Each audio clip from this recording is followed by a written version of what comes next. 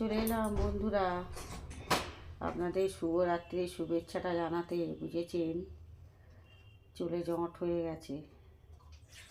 তো আমার তো রাতে ডিনার করা হয়ে গেছে, আলু চচ্চড়ি আর মুড়ি খেয়ে নিয়েছি।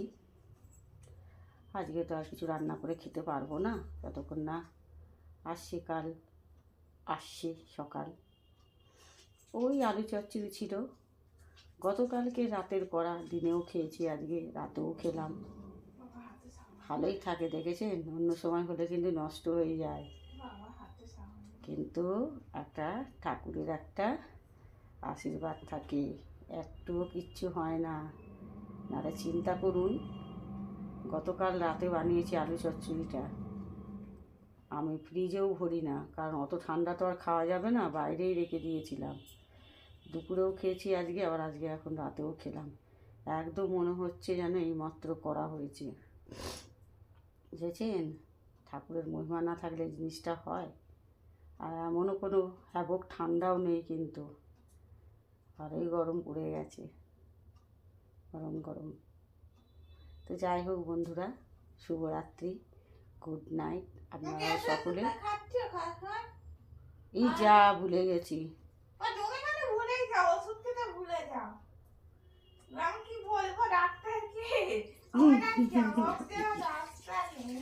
আর আমার মায়ের জবাব দেওয়ার রাস্তা নেই। দেখেছি মেয়েকে এত করে ওষুধ খেতে বলে, মেয়ে ভুলেই যায়।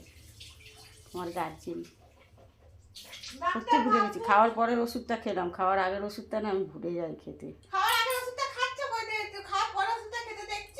ওই তো খেলাম, এই হ্যাঁ হ্যাঁ ও হ্যাঁ, ট্যাবলেটটা খাচ্ছি না, সিরাপটা খেয়ে।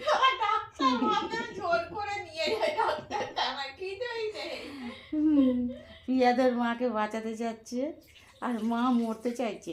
তো যাই হোক বন্ধুরা, যখন হাসছে, যাই হোক, এরকম সন্তান কজনায় পায় বলুন? আমার কপাল খুব ভালো, আমি ভাগ্য খুব ভালো করেছি যে আমার এরকম সন্তান হয়েছে। আমি সবসময় গর্ববোধ করি। প্রতিটা ঘরে ঘরে যেন এইরকমই মা বাবার সন্তান সকলেই পাই, এই কামনা করি।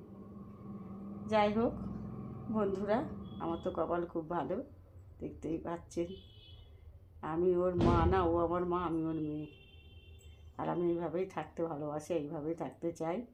টাটা, আপনারা সকলেই ভালো থাকুন, সুস্থ থাকুন। যাই হোক, বকুনি দিচ্ছে, ওষুধটা খাই।